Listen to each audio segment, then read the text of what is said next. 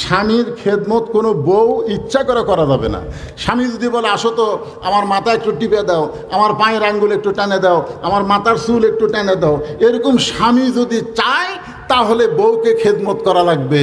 কিন্তু স্বামী চায় না, বউ ইচ্ছা মতো খেদমত করা যাবে না। যদি কোনো বউ ইচ্ছা মতো স্বামীর খেদমত করে তাহলে বুঝবেন অতি ভক্তি। অতি ভক্তি। কারেন্ট আছে? কারেন্ট নাই?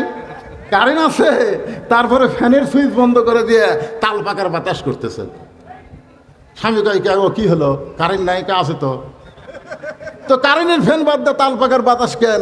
বলে তাল পাকার বাতাস করতেছি আপনার খেদমত করে জান্নাতে যাবার চাই। কিছুক্ষণ পরে সে মাথার চুল টানে কপাল টিপতেছে। স্বামী কয় কে গো তুমি এত খেদমত করো? বলে আপনি জানেন না আপনার পায়ের তলে আমার জান্নাত, আপনার খেদমত করে আমি জান্নাতে যাবার চাই। এই বলে স্বামীর খেদমত করে। খেদমত করতে করতে হঠাৎ এক সময় বউ পাকা হাঁকায় আর গুনগুন করে কান্দে, পাকা হাঁকায় আর গুনগুন করে কান্দে। স্বামী কয় কে গো কি হয়েছে? আপনাকে বলে লাভ নেই, এমনি। স্বামী কয় না তুমি কি জন্য কাঁদতেছো? তুমি আমার খেদমত করতেছো, বলো তুমি কি জন্য কাঁদতেছো? বউ বলতেছে আপনাকে বলে আমার কোনো লাভ নাই। আরে লাভ নাই বলো। বলতেছে দেখেন কি করব, আপনি যখন চাকরিতে যান, আপনি যখন ব্যবসায় যান, তখন আপনার বুড়া মা আর বুড়া বাপ আর বুড়ি মা সবসময় খালি কুটকুট করে। আমার কলজাত আগুন ধরে গেছে গো। তুমি যদি এই বাপ মার সাথে থাকবার চাও তাহলে আল্লাহর রাস্তে আমার বাপের বাড়ি পেড়ে দাও। আর তুমি যদি আমাকে নিয়ে জান্নাতের সংসার করবার চাও তাহলে বুড়া বুড়ি বাদ দেওয়া লাগবে। অমা আলাইনা ইল্লাল বালাক। আমার যা ওয়াজ ছিল তোমাকে শুনালাম, এখন তুমি কি করবা কও। এই কয়ার বাতাস করে। স্বামীর সামনে আল্লাহর কোরআন এসেছে। কোরআন এসে বলতেছেন লিয়াবলুয়াকুম আইয়ুকুম আহসানু আমালান ওয়াহুয়াল আজিজুল গফুর। লিয়াবলুয়াকুম আইয়ুকুম আহসানু আমালা, তোমাদেরকে পরীক্ষা করা হবে সুন্দর আমলের। আল্লাহর কোরআন বলে স্বামীরে এই সময় তোমার সুন্দর আমল কি? তোমার বাপ মাকে বাদ দিয়া বউয়ের সঙ্গে সংসার করা, না বউকে বাদ দিয়া বাপ মার সঙ্গে একত্রে থাকা? এই তো সময় তোমার সুন্দর আমল কি? আল্লাহ বলতেছেন ওয়াকাদা রব্বুকা আল্লা তা'বুদু ইল্লা ইয়াহু ওয়া বিল ওয়ালিদাইনি ইহসানা। জোরে বলেন আল্লাহু আকবার। আল্লাহর কোরআন বলতেছে বউ যদি মরে যায়, বউ যদি ছেড়ে দাও, বউয়ের অভাব নাই। কিন্তু যদি বাপ মা মারা যায় তুমি যতই কান্দো বাপ মা খুঁজে পাবা না। এবার দাঁড়ায় বলতেছে ওঠ। বউ কয় কি হয়েছে? ওঠ। তুই বাপের বাড়ি যাবার চাস? তোর যা আছে ব্যাগ বুক সব গুছালে। বউ কয় আপনি এত গরম হলেন কেন? আরে গরম হওয়া মানে আল্লাহর কোরআন আমাকে বলতেছে সুন্দর আমল করতে। আর সুন্দর আমল হচ্ছে তোর মতন বউ বাদ দিয়া বাপ মার সঙ্গে থাকা। সঙ্গে সঙ্গে বউ এসে স্বামীর পা ধরে বলতেছে আমি বুঝবার পারছি গো আপনি আল্লাহর ওলি। কি বুঝতেছেন? এই জন্য আল্লাহ রাসূল বলেছে ফাতেমা স্বামীর খেদমত সবসময় করা লাগবে না। স্বামী যখন খেদমত চায় তখন খেদমত করবা। কিন্তু ফাতেমা চতুর্থ আমল হলো পর্দা। এই পর্দার কোনো সময় নাই, এটা সব সময় করতে হবে। আল্লাহ পারে কি পারে না? এজন্য যে সমস্ত আল্লাহর বান্দারা কষ্ট করে আমার সামনে বসে আছেন, পাশে দাঁড়িয়ে আছেন, আমি আমার অন্তরের অন্তঃস্থল থেকে আপনাদের সবাইকে শুভেচ্ছা জ্ঞাপন করছি। সম্মানিত মা বোনেরা, পর্দার অন্তরালে বসে বসে যারা আলোচনা শুনতেছেন, আমি তাদের সবাইকে শুভেচ্ছা জ্ঞাপন করে আর একবার জানতে চাচ্ছি আপনারা সকলে কেমন আছেন? যে আল্লাহ শারীরিক সুস্থতা, মানসিক প্রশান্তি, বলেন সুবহানাল্লাহ। বাংলাদেশের সরকারে যখন হাসিনা ছিল, তখন আমাদের অনেকের শরীর ভালো ছিল কিন্তু মনের মধ্যে প্রশান্তি ছিল না। ঠিক কিনা বলেন? মনের মধ্যে একটা তড়ফড়ি কাজ করতো, না জানি কি হয়, আজরাইল ধরার আগে পুলিশ ধরার ভয়, এরকম একটা অবস্থা ছিল না? সে একটা কঠিন অবস্থা থেকে আল্লাহ আমাদেরকে শান্তির সুবাতাস দান করেছেন। শারীরিক সুস্থতা এবং মানসিক প্রশান্তি নিয়ে যারা আমার সামনে বসে আছেন সকলেই জবান খুলে বলবেন রব্বানা লাকাল হামদ হামদান কাসীরান তাইয়িবান মুবারাকান ফীহি। আমরা প্রশংসা করলাম কার? কেন করলাম? হ্যাঁ, বহু কারণ। আল্লাহর প্রশংসা করার কারণের হিসাব দেওয়া যাবে, কিন্তু 1 নম্বর আছে তো। যতই কারণ থাকে 1 নম্বর নাই। 1 নম্বর, 2 নম্বর, 3 নম্বর, এরকম বহু কারণ। কিন্তু শুরুটা তো করতে হবে কয় নম্বর থেকে? আপনারা বলেন তো, আল্লাহর প্রশংসা করার 1 নম্বর কারণ কি? না, আল্লাহর প্রশংসা করার 1 নম্বর কারণ হলো আল্লাহ আমাদের পক্ষে আছে। কেমনে বুঝলেন?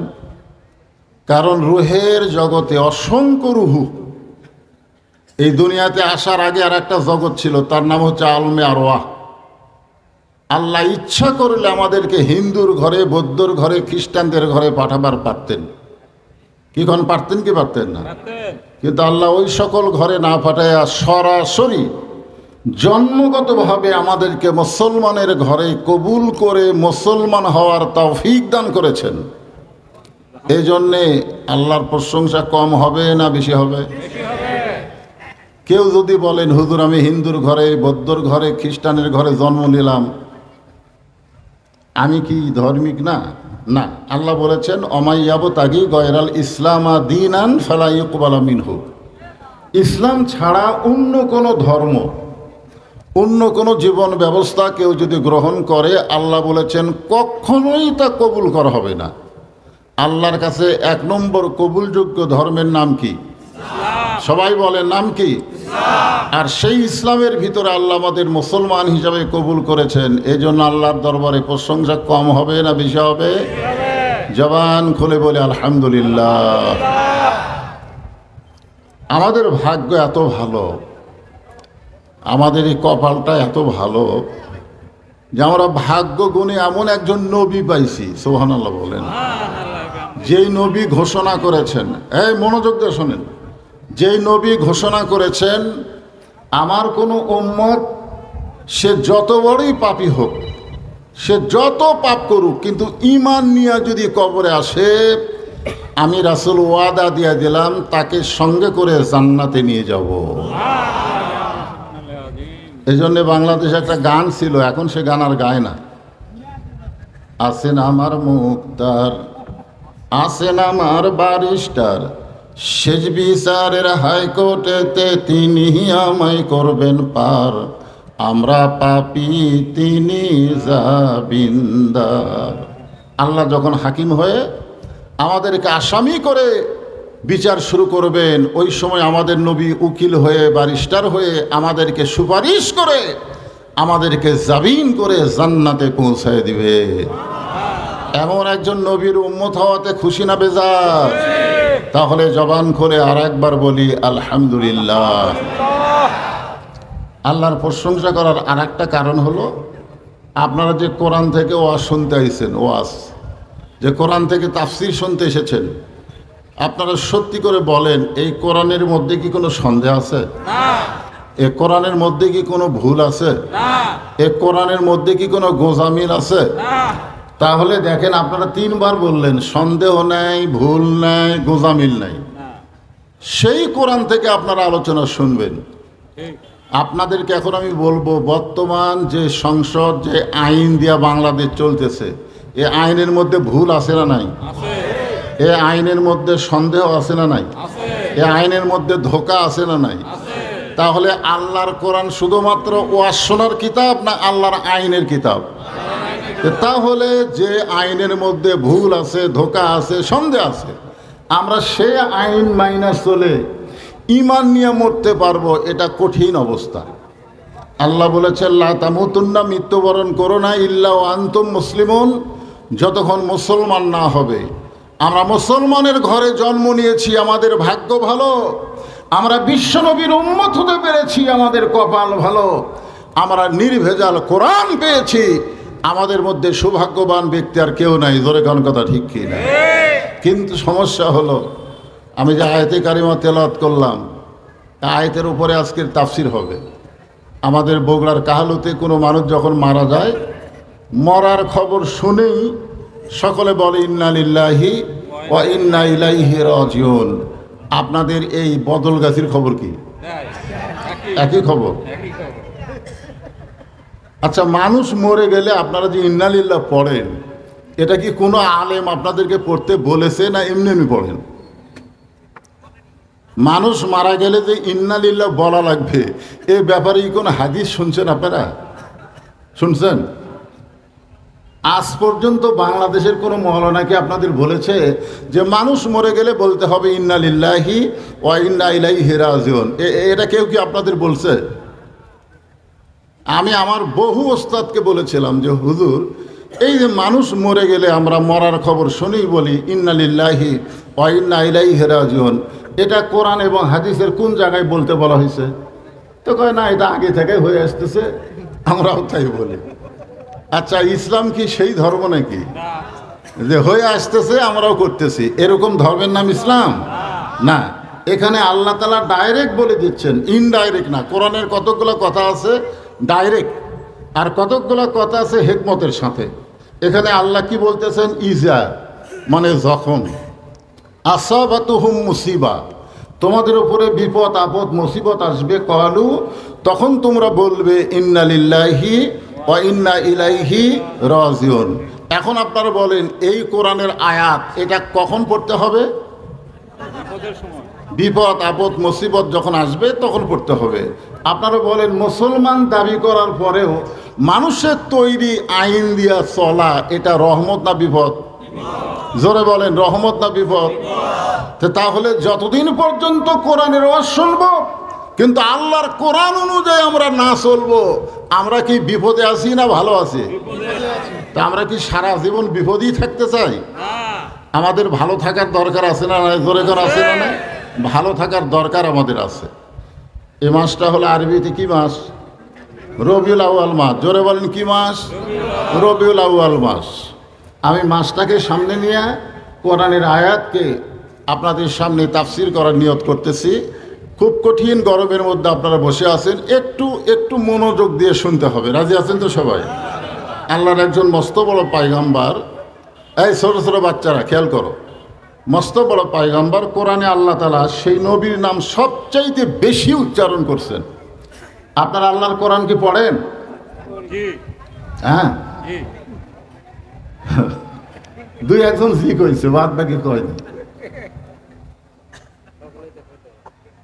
আপনারা বলেন তো, ওই ব্যক্তি চাইতে দুর্ভাগ্যবান ব্যক্তি কে যে খায়রুকুম মান তাআল্লামাল কোরআন ওয়া আল্লামা? এ হাদিস রাসূল বলার পরেও কোরআন পড়তে পারে না।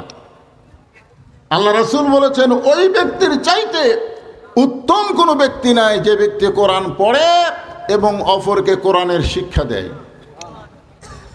যে মাদ্রাসায় এতক্ষণ ছিলাম, আমাকে বলে, হুজুর এ জায়গা আমরা ভাড়া নিছি, ভাড়া নিয়ে এখানে মাদ্রাসা চালায়। আপনারা বলেন তো, বাংলাদেশের কোনো প্রাইমারি ভাড়া নিয়ে চলায়? এ কথা কন, ভাড়া নিয়ে চলায়?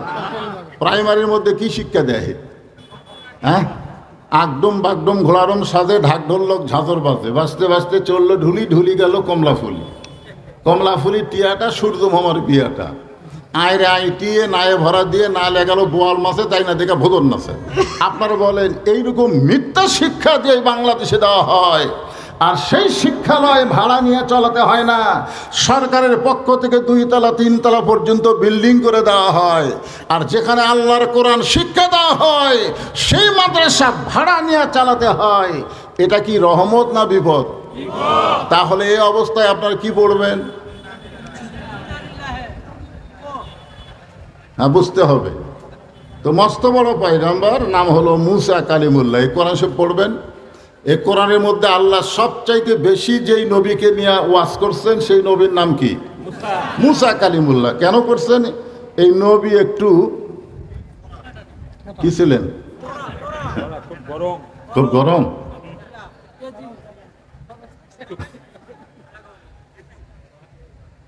তাও ভালো বলছেন। আমি এক মাহফিলে বলছিলাম, এই নবী কি নবী? একজন লাভ ধরে বলতেছে, ঠেটা নবী। নবীর সাথে ঠেটা শব্দ উল্লেখ করা যাবে? কড়া বলা যাবে, কড়া নবী। রাগীব নবী। হ্যাঁ, মাঝে মধ্যে একটা জায়গায় নবী যাইতেন আল্লাহর সঙ্গে কথা বলার জন্য, মাঝে মধ্যে যাইতেন। সে জায়গার নাম হলো তুর পাহাড়। ধরে বলেন কি পাহাড়? আপনাদের দোয়ায় আল্লাহ রহমতে ওই পাহাড়টা আমি দেখেছি। যে জায়গায় মুসা নবী দাঁড়িয়ে আল্লাহর সঙ্গে কথা বলতেন ওই জায়গাও আমি দেখছি। তো ওই জায়গায় মুসা নবী দাঁড়িয়ে থাকতেন, আর আল্লাহ মুসা নবীকে বলতেছিলেন, মুসা তোমার খবর কি? তো মুসা বলতেছে আলহামদুলিল্লাহ। কি বলতেছে? আচ্ছা, যদি আপনাদেরকে আমি বলি ভাই আপনাদের খবর কি, কি বলবেন? আলহামদুলিল্লাহ। তো মুসা নবী চিন্তায় পড়ে গেলেন, কেউ যখন কারো খবর চায় তাহলে তার খবরও চাওয়া দরকার। আমি বললাম আপনারা কেমন আছেন, আপনারাও আমাকে বলেন হুজুর আপনি কেমন আছেন, এটাই কিন্তু সৌজন্য, ঠিক কিনা বলেন? তো মুসা নবী বলতেছে আল্লাহ আপনার খবর কি? চিন্তা করে দেখেন, মুসা নবী কিন্তু বলছে কি আলহামদুলিল্লাহ। এখন আল্লাহ কি বলবে? আল্লাহ এখন বলতেছেন মুসা আমি কেমন আছি তুমি যদি জানবার চাও, ইযহাব ইলা ফিরাউন ইন্নাহু তাগা। খুব খেয়াল করবেন, মুসা বলতেছে আল্লাহ আপনার খবর কি, আপনি কেমন আছেন? আল্লাহ বলতেছে আমি কেমন আছি যদি জানবার চাও তাহলে ফিরাউনের কাছে যাও। কার কাছে যাও? ফিরাউনের কাছে যাও। ফিরাউন কোনো মানুষের নাম না, ফিরাউন একটা ডিগ্রির নাম। আমাদের বাংলাদেশে ফেরাউন আছে। ও যে দেখতেছেন হুজুর, ও যে ওইটা আমার পুকুর হুজুর, ওই পুকুরের পাশে যে জায়গা দেখতেছেন এগুলো সব আমার। এই যে এইদিকে মার্কেট দেখতেছেন এটাও আমার হুজুর। আর এই সাইডে যা দেখতেছেন সব আমার বাপ চাচা। ওই যে দেখতেছেন ওটা আমার বড় ভাই। তো সবই যদি তোমাকে হয় আল্লাহর, তখন বলতেছে হুজুর আল্লাহটা দেখবার গেলে 2 মিনিট হাঁটা লাগবে। কয় মিনিট হাঁটা লাগবে? 2 মিনিট হাঁটা লাগবে, তারপরে আল্লাহ দেখা যাবে। তো চলো আল্লাহটা দেখি। তখন 2 মিনিট যাওয়ার পরে বলতে তো হুজুর এই যে দেখতেছেন এখানেও আল্লাহর কিছু ছিল না, আমার চাচা আল্লাহ দয়া করে 10 শতক দান করছে।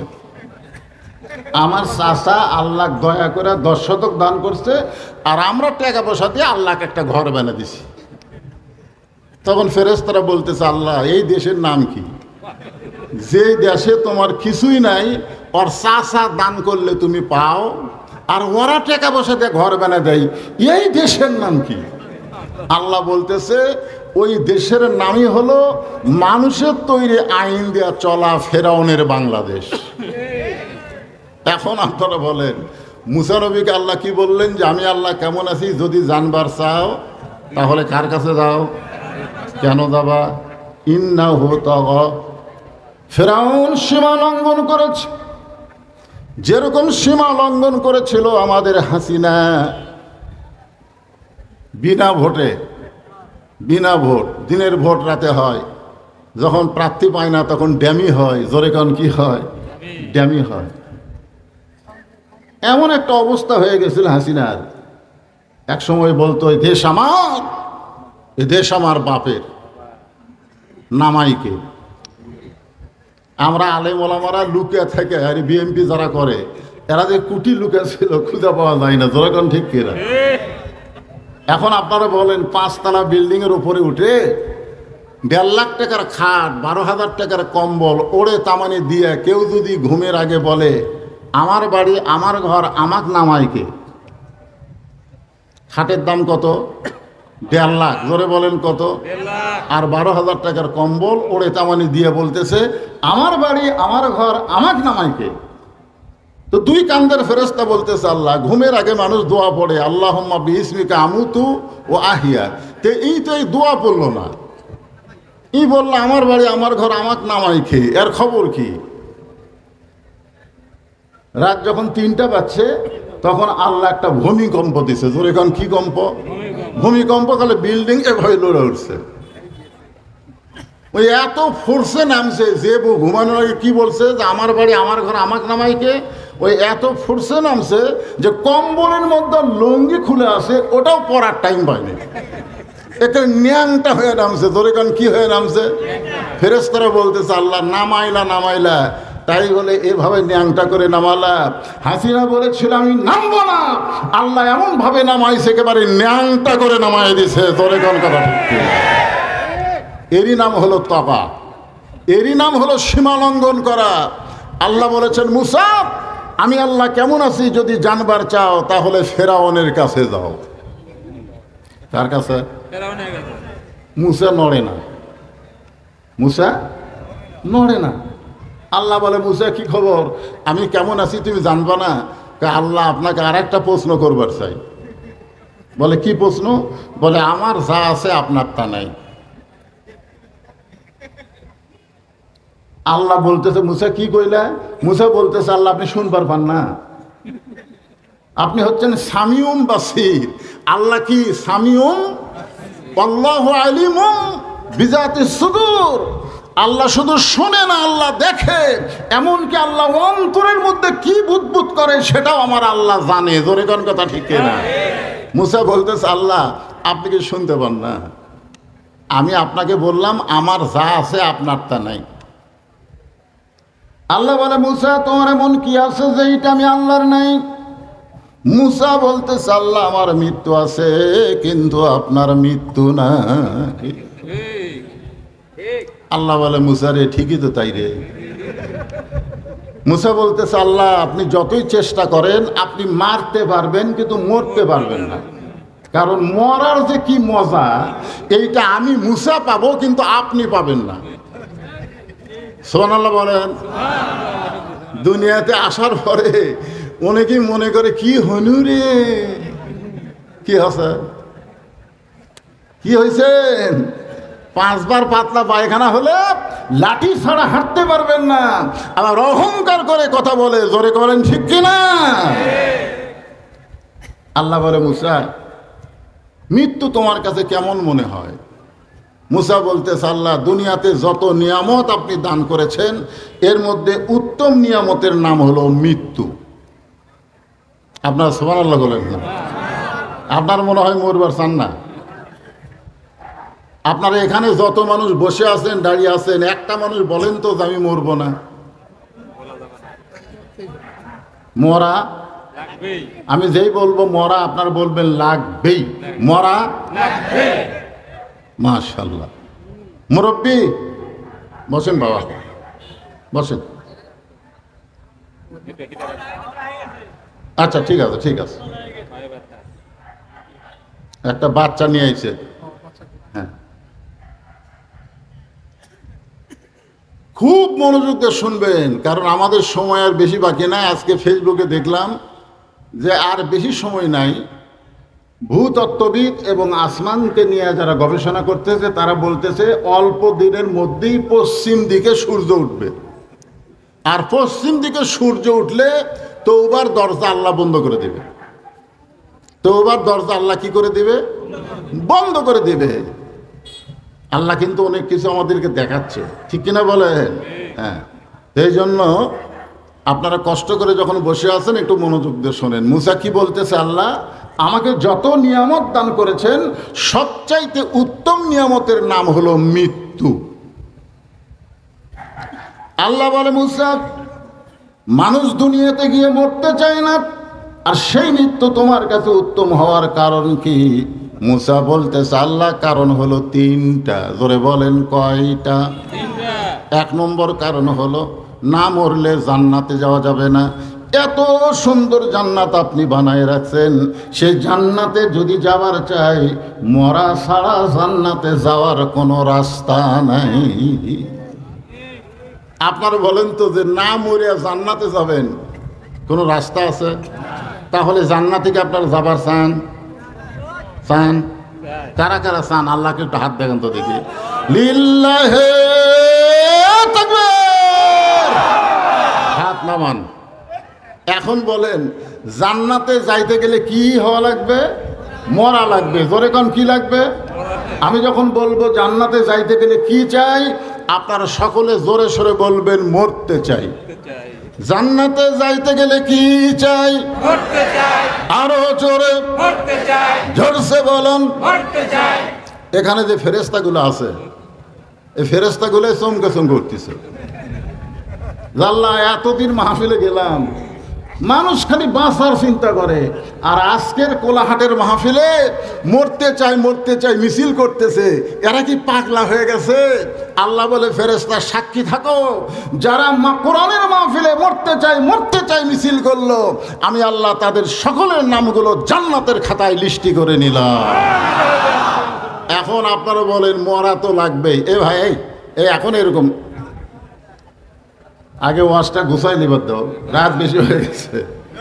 হ্যাঁ, আগে ঘুম ছাড়িয়া তারপর ওয়াজ শুরু করা লাগবে। ধরে গেল ঠিক।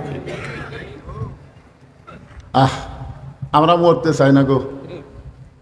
আসলে না মরলে জান্নাতে যাওয়া যাবে না। তার প্রমাণ হলো লাইলাতুল মেরাজে আল্লাহ রসুল যখন বাইতুল মুকাদ্দাসে 2 রাকাত নামাজ পড়ালেন। আমাদের নবী বাইতুল মুকাদ্দাসে কয় রাকাত নামাজ পড়াছেন? এই জন্য আমাদের নবীর একটা ডিগ্রি হয়েছে, সেটা জানেন? সেই ডিগ্রির নাম হলো ইমামুল আম্বিয়া, ইমামুল মুরসালিন। নবী যখন 2 রাকাত নামাজ পড়ানো শেষ হয়ে গেল, তখন আল্লাহর নবী বললেন, ভাই জিবরাইল, আমি তো ইমামতি করলাম, কিন্তু আমার পিছনে যারা মুসল্লি তারা কে? তো জিবরাইল বললেন, আপনার পিছনে যারা মুসল্লি তারা সকলেই আল্লাহর নবী এবং রাসূল। সমস্ত নবী রাসূল আজকে আপনার পিছনে ইক্তেদা করলো, আপনি ইমামুল মুরসালিন হয়ে গেলেন। তো আল্লাহ রাসূল বললেন, জিবরাইল, আমি একটু সমস্ত নবী রাসূলকে দেখবার চাই। ইমামতি যখন করে তখন কি মুসল্লি দেখা যায়? যখন দেখা যায়, তখন বললেন, ইয়া রাসূলুল্লাহ, আপনি শুধু দেখবার চান এটা না, সমস্ত নবী রাসূলও আপনাকে দেখতে চায়। যখন সুবহানাল্লাহ। আল্লাহর পক্ষ থেকে একটা মেম্বর এনে দেওয়া হলো, সেই মেম্বরে আমাদের নবী দাঁড়ালেন। মেম্বরে দাঁড়ায় সমস্ত নবী রাসূলের চেহারার দিকে নবী তাকায় আছেন, আর সমস্ত নবী রাসূল আমাদের নবীর দিকে তাকায় আছে। বলেন সুবহানাল্লাহ। এক সময় আল্লাহ নবী দেখতে পেলেন একটা নবীর চেহারা খুব মলিন, চেহারাটা খুবই মলিন চেহারার মধ্যে কোনো আনন্দ নাই। তো নবী বললেন, জিবরাইল, ওই একজন নবীকে আমি দেখতেছি, তার চেহারাটা মলিন দেখা যায়, চেহারার কোনো আনন্দ নাই, ব্যাপার কি? তো জিবরাইল বলে, হুজুর, আপনি তাকে ডাক দেন। তো আল্লাহ নবী তাকে ডাক দিলেন, কাছে আসলেন, জিজ্ঞাসা করলেন, আপনি নাম কি? বলে, আমার নাম হলো ঈসা রুহুল আল্লাহ। তো নবী চমকে গিয়ে বললেন যে সকলের চেহারায় আলো দেখা যায়, আর আপনার চেহারা মলিন কেন? ঈসা নবী বলতেছে, আমার জন্য আফসোস হলো, সমস্ত নবী রাসূল আজকে আপনার পিছনে জান্নাত থেকে নামাজ পড়তে এসেছে, তারা জান্নাত থেকে আপনার পিছনে নামাজ পড়তে এসেছে, কিন্তু আমি জান্নাত থেকে আসতে পারি নাই। তো আমাদের নবী বললেন, আপনি জান্নাত থেকে কেন আসলেন না? ঈসা নবী বললেন, আমার যে মরণই হয়নি। তো এই কথাই বোঝা গেল, না মরলে জান্নাতে যাওয়া যাবে। এখন আপনারা বলেন, আমরা মরার পরে যদি জান্নাতে যাবার চাই, সাধারণভাবে মরলে হবে না। আল্লাহ কোরআনে বলেন, ইয়া আইয়ুহাল্লাযীনা আমানুত্তাকুল্লাহা হাক্কা তুকাতিহি ওয়া লা তামুতুন্না ইল্লা ওয়া আনতুম মুসলিমুন। আল্লাহু আকবার। এই শোনেন, মনোযোগ দিয়ে শুনবেন রে ইমানদার বান্দারা।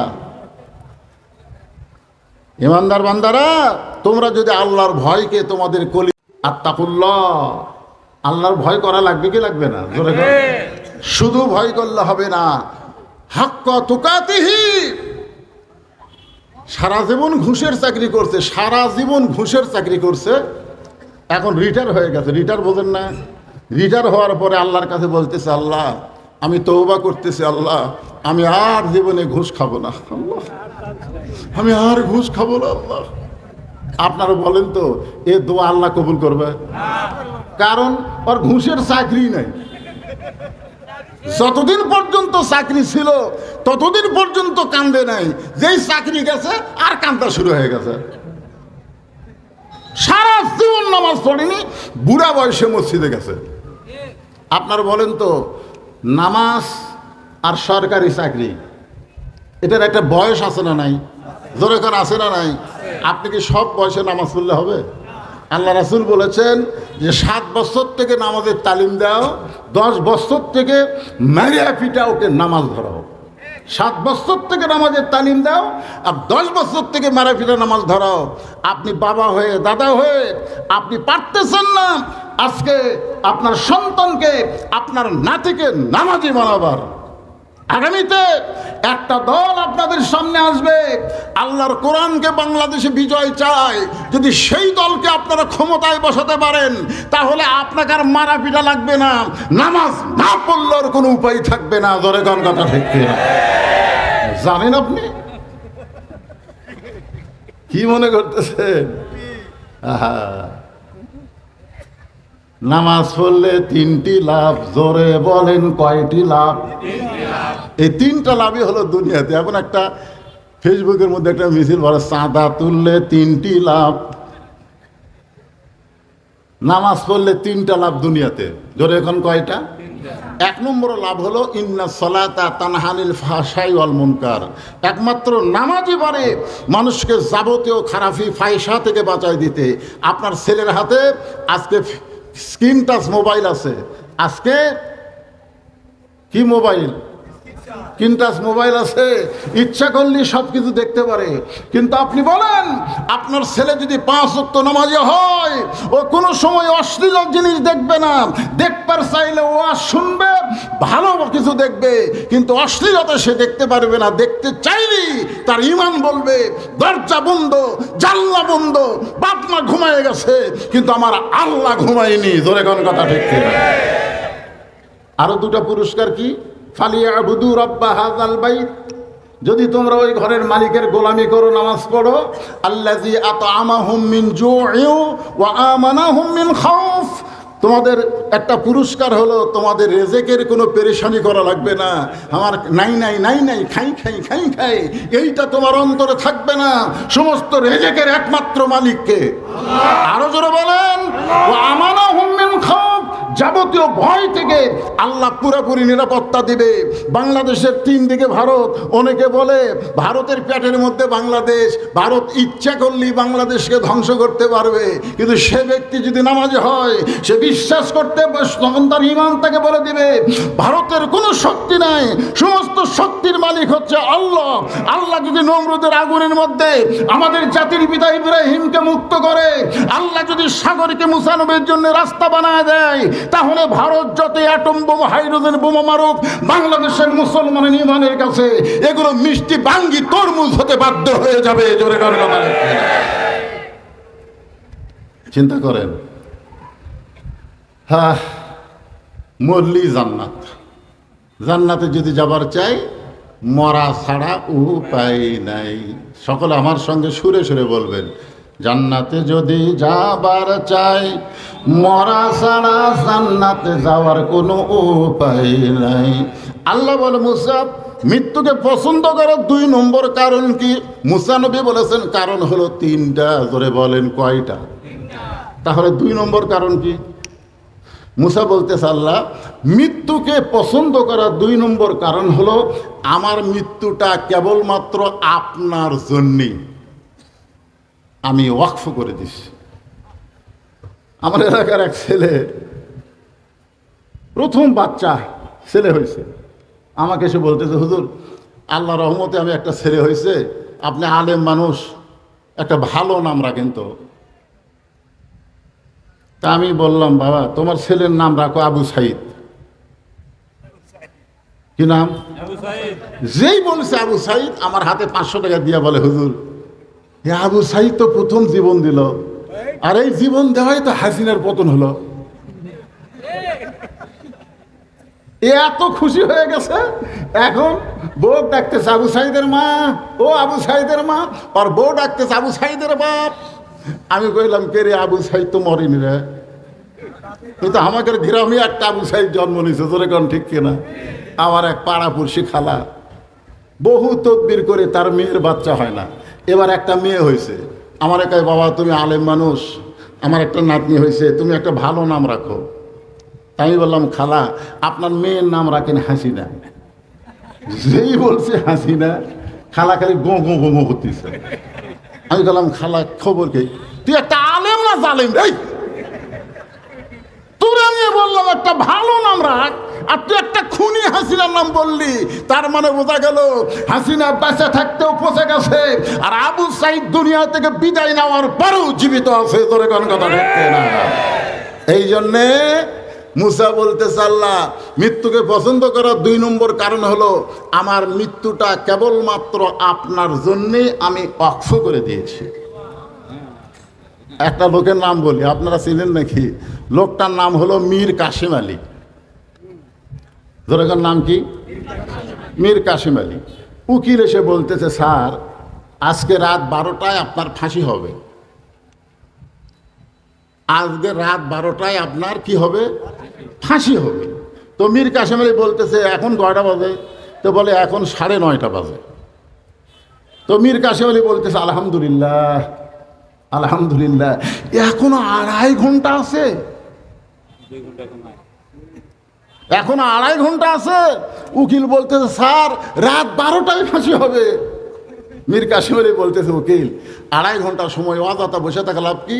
আমি 2 ঘন্টা ঘুম পারবো। যার 2.5 ঘন্টা পর ফাঁসি হবে সে বলতেছে, অযথা বসে থাকা লাভ কি? আমি 2 ঘন্টা ঘুম পারি। যদি চেতন না পাই, যদি চেতন না পাই, তুমি আমাকে একটু ডাক দিও। উকিল মনে মনে কয় যে ফাঁসির চিন্তায় লোকটা পাগল হয়ে গেছে। ফাঁসির চিন্তায় লোকটা কি হয়ে গেছে? পাগল হয়ে গেছে। 2.5 ঘন্টা পর ফাঁসি হবি, তাই বলে 2 ঘন্টা ঘুম পারবি। যদি চেতন না পাই তাহলে ডাক দেওয়া লাগবে। উকিল মন খারাপ করে ফাঁসির কন্ডম সেল থেকে বের হয়ে যায়। রাত যখন 11:30 বাজে, তখন উকিল কন্ডম সেলের মধ্যে ঢুকে দেখে মীর কাসিম আলী নাক ডাইকা ঘুম পাড়তেছে। উকিল কয়, কে রে, আর মাত্র 8 ঘন্টা টাইম, আর এই সময় নাক ডাকা ঘুম পাড়তেছে, এই মানুষ কারে? পায়ের আঙ্গুল নড়াইছে। মীর কাসিম আলী চেতন হয়ে বলতেছে, ভাই কি সময় হয়ে গেছে? না স্যার, এখন 11:30 বাজে। আলহামদুলিল্লাহ, তাহলে এখনো 8 ঘন্টা আছে। মীর কাসিম আলী ওযু করলেন, 2 রাকাত নামাজ আদায় করলেন, কোরআনের সূরা মুজাম্মিল, সূরা রহমান তেলাওয়াত করলেন। তেলাওয়াত করার পরে ফাঁসির কন্ডম সেলের মধ্যে সবচাইতে ভালো যে পাঞ্জাবি আছে, সেই পাঞ্জাবিটা গায়ে দিয়ে চিরুনি দিয়ে মাথা হাসড়ায় বলতেছে, উকিল দেখো তো আমাকে কেমন লাগতেছে। উকিল কান দেয়ার বলে, স্যার আপনি কি শ্বশুর বাড়ি যাবেন? আপনার ফাঁসি হবে, আর আপনি সুন্দর পাঞ্জাবি গায়ে দিয়া মাথার চুল হাসড়ায় বলেন আমারে কেমন লাগতেছে। মীর কাসিম আলী হাসি আর বলে, উকিল ফাঁসি হবে আমার, আর কানতেছে তুমি। আমি 2 ঘন্টা ঘুমের মধ্যে আল্লাহ পাক আমারে দেখাইছে, আল্লাহ তাখাফু ওয়ালা তাহজানু ওয়া আবশিরু বিল জান্নাতিল্লাতী কুনতুম তুআদুন। মীর কাসিম আলী মুসলমান হয়ে ফাঁসির মঞ্চ দিয়ে তুমি দুনিয়ার কোনো কবরে যাবে না, আমি আল্লাহ তোমাকে জান্নাতে বরণ করে নেব। তা আল্লাহর জন্য জীবন দেওয়া, এটাকে ফাঁসি না, এটাকে মৃত্যু না?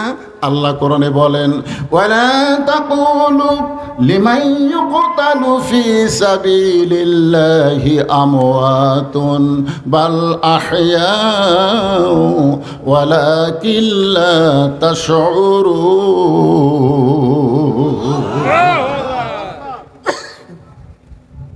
উমে ফজল কালো চাদরের মধ্যে হোসাইনকে নিয়ে রাসূলের কাছে গেছে।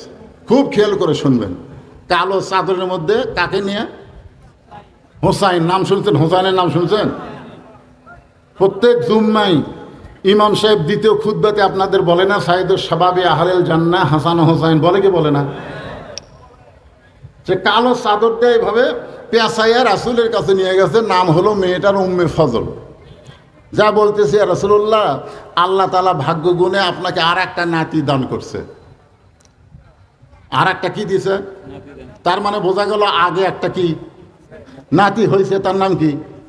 একটু হু হাউ করা লাগবে। তার নাম কি? তো আল্লাহ আপনাকে আর একটা নাতি দিচ্ছে। যেই শুনছে যে আর একটা নাতি, সাথে সাথে রাসূল কান্না শুরু করে দিছে। নবীর সামনে হাজার হাজার সাহাবী বসে আছে, তারা আশ্চর্য হয়ে গেল যে নবীর একটা নাতি হয়েছে। আর নাতির কথা শুনেই নবী কান্না শুরু করে দিলেন। কারণ কি? সাহাবীরা তো সাহস পায় না। সমস্ত সাহাবীরা মাথা নিচু করে চিন্তা করতেছে কান্দার কারণ কি। কারণ হলো নবী হয়তো চাইছিল যে একটা ছেলে হয়েছে আর একটা মেয়ে হবে, আমার ফাতেমার একটা হাসান হয়েছে আর একটা মেয়ে হবে, হোসনিয়ারা হবে, এইরকম হয়তো নবী মনে করছিল। সাহাবীরা মনে মনে এটা চিন্তা করতেছে। কি মনে করতেছেন? একটা ছেলে আর একটা মেয়ে হলে ভালো হয় না? আমার 4টা ভাই, বড় ভাইয়ের ছেলে আছে মেয়ে আছে, আমার ছোট ভাইয়ের ছেলে আছে মেয়ে আছে, আমার সবচাইতে ছোট যে ওরও ছেলে আছে মেয়ে আছে, কিন্তু আমাকে আল্লাহ কোনো ছেলে দেয়নি, 3টা মেয়ে দিছে। আমার কিন্তু 2 মেয়ে যখন বড় হয়ে গেছে, বড় 2টাই বিয়ে দেওয়া হয়ে গেছে, তখন আমার বাপ একদিন আমার ঘরের মধ্যে সে বলতেছে, বাবা আল্লাহ তোকে একটা ছেলে দিবে না? তা আমি বললাম, বাবা এখন বয়স হয়ে গেছে, 2টা মেয়ে বিয়ে শাদী হয়ে গেল। আমার বাপ বলতেছে, দেখো তো চেষ্টা করলে আল্লাহ দিতেও পারে। আমি বাবার কথা শুনে চেষ্টা করলাম, আল্লাহ আবার একটা আমার বইয়ের পেটে বাচ্চা দিল। আমার বাপ মা সবসময় দোয়া করলো আল্লাহ যেন এবার একটা ছেলে দেয়, এমন কি দোয়াই করা করলো, আবার আল্লাহ একটা মেয়ে দিল। এখান থেকে বোঝা গেল যে অনেক বাপ মা চায় যে মেয়ে হয়েছে ছেলে হোক, ছেলে হয়েছে মেয়ে হোক। হয়তো নবী এই মনে করে কাঁদতেছে, কিন্তু নবী যে কি মনে করে কাঁদতেছে, আহারে। কিছুক্ষণ পরে আল্লাহর নবী দাঁড়িয়ে গেলেন, উম্মে ফজলের কাছে গেলেন। উম্মে ফজল কালো চাদরওয়ালা বাচ্চাকে যখন নবীর হাতে তুলে দেয়, নবীর চাদরটা মুখ থেকে সরায়, কপাল থেকে সরায় একটা চুমু দিয়ে বললেন, এই গোস্তের টুকরাটা আল্লাহ তুমি কবুল করে নিও। যেই নবী বললেন এই গোস্তের টুকরাটা আল্লাহ তুমি কবুল করে নিও, সমস্ত সাহাবেরা বললেন, ইয়া রাসূলুল্লাহ এটা কেমন দোয়া করলেন? আপনার ছোট নাতিকে আপনি গোস্তের টুকরা কেন বললেন? রাসূল বললেন, সাহাবীরা রে, একদিন তোমরা কেউ থাকবা না, আমি নবীও থাকবো না, কিন্তু আমার এই হুসাইন, জোরে কান সুবহানাল্লাহ, আমার এই হুসাইন বাতিলের বিরুদ্ধে লড়াই করতে গিয়া নিজের জীবনকে আল্লাহর রাহে উৎসর্গ করে দিবে। আহা, হোসেন রাদিয়াল্লাহুকে যখন হত্যা করা হলো, মনোযোগ দিয়ে শুনবেন, কারবালার প্রান্তরে তার দেহ পড়ে আছে। আমি আপনাদের বুঝাইতেছি, মুসা নবীর 2 নম্বর, আমার মৃত্যুটা কেবলমাত্র কার জন্যে? আপনারা যারা বসে আছেন, আমাদের মৃত্যুটা কার জন্যে? আল্লাহর জন্য। কারা কারা মরতে চান 2 হাত তুলে আমার আল্লাহকে দেখান। আল্লাহু আকবার। আল্লাহ তোমার জন্য ঈমানের উপরে সবাইকে কবুল করো, জোরে কোন আমিন। ভাইজান, আল্লাহর জন্য যদি আমরা মরতে চাই, এই নিয়তটা যদি আমাদের কলিজার মধ্যে থাকে, দুনিয়ার কোনো বাতিল আমাদের সামনে দাঁড়াতে পারবে না। জোরে বলেন কথা ঠিক কি না? দেহ পড়ে আছে কারবালায়, আর মাথা নিয়ে গেছে দামেস্কে। কোথায় নিয়ে গেছে? দামেস্কে নিয়ে গেছে হোসাইনের মাথা। তখন চেয়ারে বসেছিল ইয়াজিদ, ক্ষমতার চেয়ারে বসেছিল কে? সবাই নামটা মনোযোগ দিয়ে শুনবেন। নাম কি? আপনারা বলেন তো, আপনাদের এই গোটা এলাকায় মাইকিং করে বলবেন তো, ইয়াজিদ নামের কোনো মানুষ আছে? আছে? আচ্ছা আপনারা বলেন তো, আপনাদের এলাকায় হোসাইন আছে না নাই?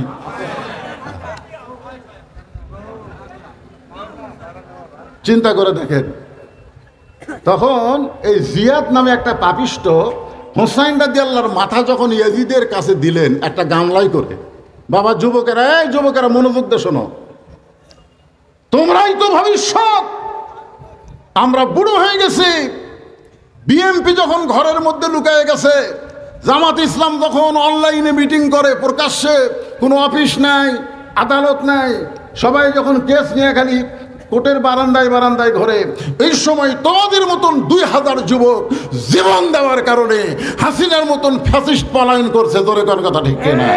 এর যুবকেরা মনোযোগ দিয়ে শোনো, আগামীতে দরকার হলে আর একটা 24-এর মতন আন্দোলন আমাদের করা লাগতে পারে। ধরে কোন কথা ঠিক কিনা? হ্যাঁ, একটু মনোযোগ দিয়ে শোনো বাবা। এখন হোসেন রাদিয়াল্লাহর মাথাটা ইনকে গামলাত করে ইয়াজিদের সামনে দিছে। ইয়াজিদের হাতে একটা লাঠি ছিল। তোরে গন কি ছিল? লাঠি ছিল। ওই লাঠিটা হোসেন রাদিয়াল্লাহর মুখের মধ্যে ঢুকায় দিল। দেহ তো পড়ে আছে কারবালার প্রান্তরে, অসংখ্য ঘোড়া দিয়া দেহটা ছিন্ন বিচ্ছিন্ন করে ফেলেছে। এখন মাথা নিয়ে গেছে, সেই মাথার মুখের মধ্যে লাঠি ঢুকায়া ইয়াজিদ তিরস্কার করে বলতে যে, হোসাইন তুমি শেষ হয়ে গেলে। শুধুমাত্র জিদ করার কারণে তোমার কাছে প্রস্তাব দেওয়া হয়েছিল, তোমার কাছে প্রস্তাব দেওয়া হয়েছিল। তোমার নানা হলো বিশ্ব নবী, তোমার বাবা হলো বিশ্ব আলেম, তোমার মা হলো খাতুনে জান্নাত। ইয়াজিদের পক্ষ থেকে হোসেনকে প্রস্তাব দেওয়া হয়েছিল যে তোমার নানা হলো বিশ্ব নবী, তোমার বাবা হলো বিশ্ব আলেম, তোমার মা হলো খাতুনে জান্নাত। তুমি যদি ঘরের মধ্যে বসে থাকো তোমার কোনো টেনশন নাই, তুমি সব চাইতে বড় পীর হবা। সব চাইতে বড় কি হবা? কারণ তোমার নানা কি? বিশ্বনবী। তোমার বাবা কি? বিশ্ব আলেম। তোমার মা হলো খাতুনে জান্নাত। তোমাকে কেন যুদ্ধ করা লাগবে, আর তোমাকে কেন রাষ্ট্রনায়ক হওয়া লাগবে? খালি ঘরের মধ্যে বসে থাকবে, যা চাবে তাই পাবে। আপনারা বলেন তো, ইয়াজিদের এই কথাই হোসেন রাদিয়াল্লাহু কি বসে আছিল? হোসেন রাদিয়াল্লাহু সঙ্গে সঙ্গে দাঁড়িয়ে বললেন, রে ইয়াজিদের চামচারা, আমার নানা শুধু বিশ্ব নবী নয়, আমার নানা হলো বিশ্ব নেতা। আমার বাবা শুধু বিশ্ব আলেম নয়, আমার বাবা হলো বিশ্ববীর। আমার মা শুধু খাতুনে জান্নাত নয়, আমার মা হলো ফাতেমাতুজ জোহরা। জোরে কান সুবহানাল্লাহ। তোমরা একটা বলো, একটা বাদ দাও কেন? তোমরা বিশ্ব নবীকে নবী বলবা আর জিয়া রহমানকে নেতা মানবা, তোমরা বিশ্ব নবীকে নবী বলবা আর শেখ মুজিবুরকে নেতা মানবা। এইটা কোনো মুসলমানের কাজ না, এইটা হলো মুনাফিকের কাজ। জোরে বলেন কথা ঠিক কিনা? আমার নেতা, তোমার নেতা। তোমরা আমার নানাকে বিশ্বনবী বলতেছো, তো নেতা হিসাবে কার পাশে ঘুরতেছ? তোমরা আমার বাবাকে বিশ্ব আলেম বলতেছো, কিন্তু আমার বাবা তো শুধু বিশ্ব আলেম না, আমার বাবা হলো বিশ্ববীর। প্রত্যেকটা আলেমকে বীরত্বের ভূমিকা পালন করতে হবে, যেইটা প্রমাণ করেছে কোরআনের পাখি আল্লামা সাঈদী। কোনো বাতিলের সঙ্গে আপোষ করেনি, 13 বছর জেলের মধ্যে থেকে হাসপাতালে গিয়ে তাকে হত্যা করা হয়েছে। ধরে কোনো কথা ঠিক না, অন্যায়ের সঙ্গে আপোষ করে নাই। তোমরা আমার বাবাকে বলতেছো বিশ্ব আলেম, আমার বাবা যে বিশ্ববীর, এইটা কইতে কি হয়? তোমরা আমার মাকে বলতেছো খাতুনে জান্নাত। আমার মা শুধু খাতুনে জান্নাত নয়, আমার মা হলো ফাতেমাতুজ জোহরা। আমি হোসাইন আর হাসান ঘরের মধ্যে বসে আছি, ইতিমধ্যে আমার নানা চলে আসলো। আমার নানা চলে এসে আমার মায়ের সামনে দাঁড়িয়ে বলতেছে, ফাতেমা, তোমার কখন কি মনে হয় যে তোমার বাবা বিশ্ব নবী, এই কারণে তুমি জান্নাতে যাবা? তোমার স্বামী হচ্ছে আসাদুল্লাহিল গালিব, এই কারণে তুমি জান্নাতে যাবা? তোমার হাসান হোসাইন জান্নাতি যুবকদের সর্দার হবে, এই কারণে তুমি জান্নাতে যাবা? ফাতেমা বলতেছে, বাবা, আমার তো জান্নাতে যাওয়ার কোনো মুশকিল নাই, আমার জান্নাতে যাওয়া খুবই সহজ, কারণ আমার বাবা হলো বিশ্বনবী, আর বিশ্বনবীর মেয়ে হয়ে আমি জান্নাতে যাবো না তো কোথায় যাব? সঙ্গে সঙ্গে আল্লাহ রসুল ফাতেমার কপালে একটা চুমু দিয়ে বললেন, মা, তোমার বাবা বিশ্বনবী হলে তুমি জান্নাতে যেতে পারবা না। জান্নাতে যাইতে গেলে জান্নাতের আমল করে তোমাকে জান্নাতে যেতে হবে। সঙ্গে সঙ্গে ফাতেমা আল্লাহ নবীর সামনে বসে চোখের পানি বের করে বললেন, বাবা, তাহলে জান্নাতে যাইতে গেলে কি আমল করা লাগবে? রাসূল বললেন, খুব বেশি আমল করা লাগবে না, মাত্র 4টা আমল করতে হবে। হাজার হাজার মা বোনের আমার পর্দার অন্তরালে একটু মনোযোগ দিয়ে শোনেন। আল্লাহ রাসূল বললেন, ফাতেমা, জান্নাতে যাইতে গেলে মাত্র 4টা আমল করতে হবে। 1 নম্বর আমল হচ্ছে 5 ওয়াক্ত নামাজ পড়া লাগবে। 2 নম্বর আমল হলো বছরে 1 মাস রমজানের রোজা রাখতে হবে। 3 নম্বর আমল হলো স্বামীর কথা মতো চলতে হবে, স্বামীর খেদমত করা লাগবে। আর 4 নম্বর আমল হলো সতীত্বের হেফাজত, পর্দা করা লাগবে। ফাতেমা বলতেছেন, বাবা, এই 4টা আমলের মধ্যে সবচাইতে গুরুত্বপূর্ণ আমল কোনটা? এই 4টা আমল তো করতেই হবে, কিন্তু তার মধ্যে গুরুত্বপূর্ণ আমল কোনটা? আল্লাহ রাসূল বললেন, ফাতেমা, 24 ঘন্টার মধ্যে 5 বার নামাজ পড়লে নামাজের হক আদায় হবে। বছরে 1 মাস রোজা রাখলে রোজার হক আদায় হবে। স্বামী যখন খেদমত চাবে তখন স্বামীর খেদমত করবা, তুমি ইচ্ছা করে স্বামীর খেদমত করবা না। স্বামী খেদমত চাইলে খেদমত করা লাগবে। আমার কথা কি বুঝতে পারলেন? স্বামীর খেদমত কোনো বউ ইচ্ছা করে করা যাবে না। স্বামী যদি বলে আসো তো আমার মাথা একটু টিপে দাও, আমার পায়ের আঙ্গুল একটু টানে দাও, আমার মাথার চুল একটু টানে দাও, এরকম স্বামী যদি চায় তাহলে বউকে খেদমত করা লাগবে। কিন্তু স্বামী চায় না, বউ ইচ্ছা মতো খেদমত করা যাবে না। যদি কোনো বউ ইচ্ছা মতো স্বামীর খেদমত করে তাহলে বুঝবেন অতি ভক্তি। অতি ভক্তি। কারেন্ট আছে? কারেন্ট নাই? কারেন্ট আছে, তারপরে ফ্যানের সুইচ বন্ধ করে দিয়ে তাল পাকার বাতাস করতেছে। স্বামী কয় কি হলো? কারেন্ট নাই? কে আছে তো? তো কারেন্টের ফ্যান বাদ দিয়ে তাল পাকার বাতাস কেন? বলে তাল পাকার বাতাস করতেছি আপনার খেদমত করে জান্নাতে যাবার চাই। কিছুক্ষণ পরে সে মাথার চুল টানে কপাল টিপতেছে। স্বামী কয় কে গো তুমি এত খেদমত করো? বলে আপনি জানেন না আপনার পায়ের তলে আমার জান্নাত, আপনার খেদমত করে আমি জান্নাতে যাবার চাই। এই বলে স্বামীর খেদমত করে। খেদমত করতে করতে হঠাৎ এক সময় বউ পাকা হাঁকায় আর গুনগুন করে কান্দে, পাকা হাঁকায় আর গুনগুন করে কান্দে। স্বামী কয় কে গো কি হয়েছে? আপনাকে বলে লাভ নেই, এমনি। স্বামী কয় না তুমি কি জন্য কাঁদতেছো? তুমি আমার খেদমত করতেছো, বলো তুমি কি জন্য কাঁদতেছো? বউ বলতেছে আপনাকে বলে আমার কোনো লাভ নাই। আরে লাভ নাই বলো। বলতেছে দেখেন কি করব, আপনি যখন চাকরিতে যান, আপনি যখন ব্যবসায় যান, তখন আপনার বুড়া মা আর বুড়া বাপ আর বুড়ি মা সবসময় খালি কুটকুট করে। আমার কলজাত আগুন ধরে গেছে গো। তুমি যদি এই বাপ মার সাথে থাকবার চাও তারা আল্লাহর রাস্তে আমার বাপের বাড়ি পেড়ে দাও। আর তুমি যদি আমাকে নিয়ে জান্নাতের সংসার করবার চাও তাহলে বুড়া বুড়ি বাদ দেওয়া লাগবে। অমা আলাইনা ইল্লাল বালাক। আমার যা ওয়াজ ছিল তোমাকে শুনালাম, এখন তুমি কি করবা কও। এই কয়ার বাতাস করে। স্বামীর সামনে আল্লাহর কোরআন এসেছে। কোরআন এসে বলতেছেন লিয়াবলুয়াকুম আইয়ুকুম আহসানু আমালান ওয়াহুয়াল আজিজুল গফুর। লিয়াবলুয়াকুম আইয়ুকুম আহসানু আমালা, তোমাদেরকে পরীক্ষা করা হবে সুন্দর আমলের। আল্লাহর কোরআন বলে স্বামীরে এই সময় তোমার সুন্দর আমল কি? তোমার বাপ মাকে বাদ দিয়া বউয়ের সঙ্গে সংসার করা, না বউকে বাদ দিয়া বাপ মার সঙ্গে একত্রে থাকা? এই তো সময় তোমার সুন্দর আমল কি? আল্লাহ বলতেছেন ওয়াকাদা রব্বুকা আল্লা তা'বুদু ইল্লা ইয়াহু ওয়া বিল ওয়ালিদাইনি ইহসানা। জোরে বলেন আল্লাহু আকবার।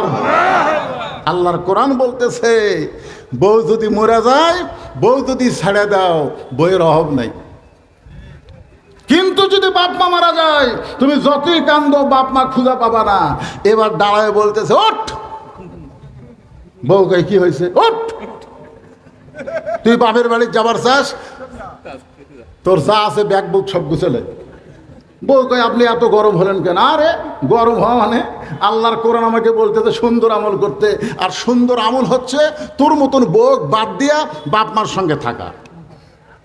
সঙ্গে সঙ্গে বউ এসে স্বামীর পা ধরে বলতেছে আমি বুঝবার পারছি গো আপনি আল্লাহর ওলি। কি বুঝতেছেন? এই জন্য আল্লাহ রাসূল বলেছে ফাতেমা স্বামীর খেদমত সবসময় করা লাগবে না। স্বামী যখন খেদমত চায় তখন খেদমত করবা। কিন্তু ফাতেমা চতুর্থ আমল হলো পর্দা। এই পর্দার কোনো সময় নাই, এটা সব সময় করতে হবে, সব সময় করতে হবে। গভীর রাত্রে হযরত আলীর বুকে ফাতেমা মাথা লুকায় ছোট বাচ্চার মতন কাঁদতেছে। আলী চমকে গিয়ে বলে ফাতেমা এরকম কান্দার কারণ কি? ফাতেমা বলে স্বামী গো আমি আল্লাহর কাছে আমাকে মৃত্যু দিবে। আলী বলে পাগল, সারা জীবন যে পর্দার মধ্যে ছিল সে পর্দার মধ্যেই মৃত্যুবরণ করবে, এখানে আবার কান্দার কারণ কি? ফাতেমা বলে স্বামী গো সেই মৃত্যুটা কখন হবে সেইটাকে আপনি শুনবেন না। আলী বলে ফাতেমা মৃত্যুর খবর কেউ দুনিয়ার বলতে পারে না। ফাতেমা বলে স্বামী গো আল্লাহ পাক যদি জানাই তাহলে বলতে পারে। আল্লাহ পাক আমাকে জানাইছে আজকে গভীর রাত্রে ফাতেমার মৃত্যু হবে। যেই মাত্র কইছে আল্লাহ আজকে গভীর রাত্রে ফাতেমার মৃত্যু দিবে, গাছের গোড়া কাটলে গাছটা যেমন পড়ে যায় হযরত আলী তেমনি পড়ে গেলেন ঘরের মাজায়। ফাতেমা মুস্কি মুস্কি হাসে, যে গভীর রাত্রে মৃত্যুবরণ করবে সে মুস্কি মুস্কি হেসে স্বামীর মাথাটা উরাতের উপরে নিয়ে কপালে একটা চুমু দেয়, বলে স্বামী গো, এমন করে আপনি কাঁদবেন না। আমি জানি আপনি বিশ্বের সবচাইতে বড় বীর, আমি জানি আপনি পৃথিবীর সবচাইতে বড় আলেম, এত বড় বীর হয়ে এত বড় আলেম হয়ে বিবির মৃত্যুর কথা শুনে আপনি কেন পড়ে গেলেন? আপনি কি জানেন না এই দুনিয়া থেকে বিদায় নেওয়ার পরে আমার 3টা চাওয়া আপনাকে পুরা করা লাগবে? আলী কান্দের বলে, ফাতেমা, দুনিয়াতে গরিব ছিলাম বলে তুমি কিছুই চাইলা না, মরার পরে তুমি কি চাইবা ফাতেমা? ফাতেমা বলে, স্বামী গো, আমার 1 নম্বর চাওয়া হলো রাতের অন্ধকারে আমাকে কবর দেওয়া লাগবে, রাতের অন্ধকারে মৃত্যুবরণ করব, আর দিনের বেলা আমার কবর দিবেন এটা চলবে না, রাতের অন্ধকারেই আমাকে কবর দেওয়া লাগবে। আমার 2 নম্বর চাওয়া হলো আমার কোনো জানাজার ব্যবস্থা করবেন না। আলী বলে, ফাতেমা, তুমি নবীর কলিজার টুকরা, তোমার মৃত্যুর খবর শুনলে লক্ষ লক্ষ মানুষ জানাজায় শামিল হবে। ফাতেমা বলতেছে, লক্ষ লক্ষ মানুষ যদি দোয়া করে ফাতেমা ভালো, আর আপনি যদি বলেন আমার ফাতেমা ভালো না, লক্ষ লক্ষ মানুষের দোয়া দিয়া কোনো লাভ হবে না। ওগো স্বামী, আমার লক্ষ লক্ষ মানুষের দোয়ার দরকার নাই, আপনি শুধু আমাকে ভালো বললি আমার যথেষ্ট, জানাজা হয়ে যাবে। আমার 3 নম্বর চাওয়া হলো আমার কোনো খাটনির ব্যবস্থা করবেন না। আমি হিসাব করে দেখলাম এই দুনিয়াতে 4 জন পুরুষ মানুষ আমার খাটনি কান্দে নিবে, কারণ একটা মহিলা মারা গেলে তিনি খাটনি কান্দে নিবার পারবে না, খাটনি কান্দে নেওয়ার জন্যে যোগ্য মানুষ লাগবে। আমি খেয়াল করে দেখলাম আমার বাবা যদি আজকে দুনিয়াতে থাকতো তাহলে বাবা মরা মেয়ের লাশের খাটনি কান্দে নিবার পারতো, কিন্তু 6 মাস আগে আমার বাবা দুনিয়া থেকে বিদায় নিয়েছে। আমার হাসান হোসেন এত ছোট, এরা মায়ের খাটনি কান্দে নিবার পারবে না। আপনি শুধু আমাকে কান্দে করে নিয়ে ওই জান্নাতুল বাকির পূর্ব কোণায় সবুজ রঙের একটা বাতি জ্বলতেছে, ওই বাতি বরাবর আমাকে দাফন করবে। আমার কবরের খবর দুনিয়ার কাউকে দিবেন না। যদি আমার কবর করতে আপনার কষ্ট হয় তাহলে আপনার একান্ত বন্ধু কেউ যদি থাকে তাকে বলবেন সে যেন ফাতেমার কবরটা গোপনে খনন করে দেয়। আল্লাহর নবীর সাহাবী আবু যর গিফারি ফাতেমার কবর খনন করতে গিয়ে 3টা কথা বলেছিল। 1 নম্বর কথা হলো, কবর সাবধান হয়ে যাও, তোমার মধ্যে এমন একটা মহিলাকে দাফন করা হবে যার বাবা হলো বিশ্ব নবী, খবরদার বেয়াদবি করো না, কবর সাবধান হয়ে যাও, তোমার মধ্যে এমন একজন বিবিকে রাখা হবে যার স্বামী হলো আসাদুল্লাহিল গালিব হযরত আলী, খবরদার কবর বেয়াদবি করো না। কবর তোমার মধ্যে এমন একজন মাকে রাখা হবে যার 2টা সন্তান জান্নাতি যুবকদের সর্দার হবে। এই 3টা কথা বলে আবু যর গিফারি যখন কোদাল মারতে চায় হঠাৎ কবর থেকে আওয়াজ আসে, আবু যর, কার মা, কার মেয়ে, কার বিবি? এটা কিন্তু ফাতেমার জন্য নয়, এটা আমরা যারা ওয়াজ শুনতেছি ইন্না লিল্লাহি ওয়া ইন্না ইলাইহি রাজিউন, আমাদের সকলের জন্য বিপদ। একটু মনোযোগ দিবেন, আমাদের সবাইকে লক্ষ্য করে বলেছে কার মা, কার মেয়ে, কার বিবি, এইটা কবর দেখবে না। আমল যদি ভালো হয় কবর জান্নাতের বাগান হয়ে যাবে, আর আমল যদি খারাপ হয় কবর জাহান্নামের গর্ত হয়ে যাবে। এই শব্দ শোনার পরে আবু যর গিফারি আর কোদাল মারতে পারে নাই, কবর ছেড়ে যখন পালায়ে গেছে এমন সময় হযরত আলী ফাতেমাকে নিতে গিয়ে দেখে ঘরের মধ্যে ফাতেমা নিজেই জীবনের শেষ গোসল করেছে, মৃত্যুর গোসল ফাতেমা নিজেই করেছে। ফাতেমা নিজে কাফনের কাপড় পরে ডান পাশে হাসান বাম পাশে হোসেনকে ঘুমায় দিয়া নিজে চিরদিনের মতন বিদায় হয়ে গেছে। হযরত আলী কাফনের কাপড়টা বেঁধে ফাতেমাকে কাঁধে করে নিয়ে ওই জান্নাতুল বাকির পূর্ব কোণায় সবুজ রঙের বাতি জ্বলতেছে, ওই বাতি বরাবর বলে আবু যর, আবু যর, কিন্তু আবু যরকে আল্লাহ আগেই খেদায় দিছে। এখন হযরত আলী ফাতেমাকে দাফন করার পর আল্লাহর কাছে বলতেছে, আল্লাহ আমার ফাতেমাকে তুমি কবুল করে নাও, আমার ফাতেমাকে কবুল করে নাও। এ দোয়া করার পরে তাকায় দেখে সামনে কয়েকটা পুরাতন কবর আছে, সামনে কয়েকটা পুরাতন কবর, কিন্তু এখন যে ফাতেমার কবর দেওয়া হলো সেই নতুন কবর নাই। হযরত আলী পাগলের মতন চিল্লায় বলে, ফাতেমার কবর এখনই কবর দিলাম, সেই কবর গেল কোন জায়গায়? গোটা জান্নাতুল বাকি দৌড়ায় বলে ফাতেমার কবর। কে যেন ডাকতে বলে, আলী রে, ফাতেমা পর্দানিশি, আমি আল্লাহ জহুরা ডিগ্রি দিয়া ফাতেমার কবরটাকে কিয়ামত পর্যন্ত পর্দা করে দিয়েছি। হোসাইন বলেছে, আমার মা শুধু খাতুনে জান্নাত না, আমার মা হলো ফাতেমা তো জোহরা। আমার নানা শুধু বিশ্ব নবী না, আমার নানা হলো বিশ্ব নেতা। আমার বাবা শুধু বিশ্ব আলেম না, আমার বাবা হলো বিশ্ববীর। ইয়াজিদের সঙ্গে মুতের মিল হয় নাই, ৭২ জন সঙ্গে নিয়ে যাইতেছিলেন। বিশাল লম্বা ঘটনা, আমি কারবালার কাহিনী বলতেছি না। তবে যেটা আপনাদের বুঝাবার চাচ্ছি, আমরা জীবন দেব কার জন্যে? মুসা নবী বলতেছে, আল্লাহ মৃত্যুকে পছন্দ করার ২ নম্বর কারণ হলো আমার মৃত্যুটা কেবলমাত্র আপনার জন্য ওয়াকফ করেছি। এটা বোঝানোর জন্যে বলতেছি। এদিত মুখের মধ্যে লাঠি দিয়া তিরস্কার করে বলতেছে, হোসাইন তুমি শেষ হয়ে গেলে। এই যুবক, এই কি উঠলা কেন বাবা? তোমাকে ওয়াজ আসতেছে এখন, বিরক্ত হচ্ছে? আপনার কি বিরক্ত হচ্ছেন? শেষ হয়ে গেলে খালি জেদ করার কারণে। আমি কত সুন্দর প্রস্তাব দিছিলাম, আজ তুমি বিশ্ব পীর হয়ে থাকলে, বড় পীর। আজকে তুমি খাজা বাবা হয়ে থাকতে, আর তুমি জেদ করে আমার বিরুদ্ধে যুদ্ধ করবে, তুমি আবার ক্ষমতার মসনদ দিবে। আজ তোমার কি অবস্থা হলো?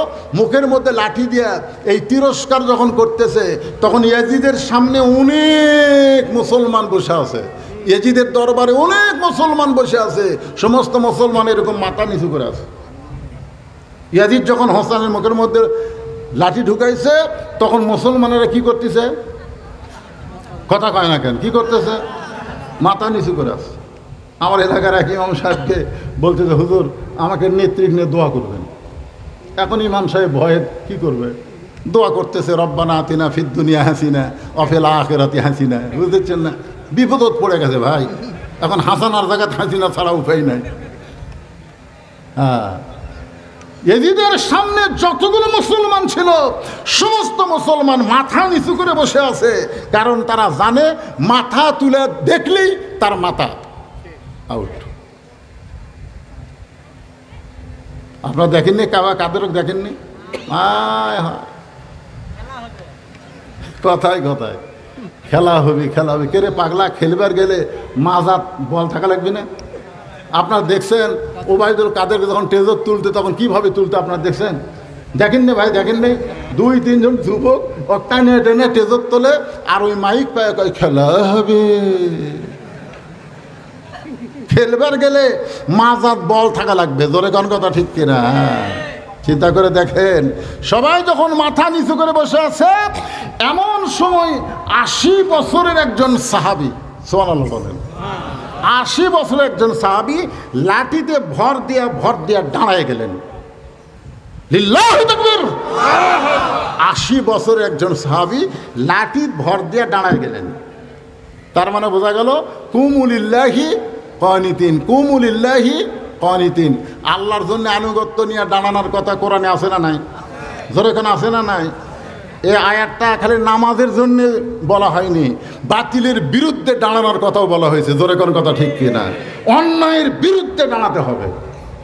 সবাই যখন মাথা নিচু করে বসে আছে, এই লোকটা দাঁড়াবারই পারে না, সে লাঠিতে ভর দিয়ে দাঁড়ায় বলতেছেন, ইয়াজিদ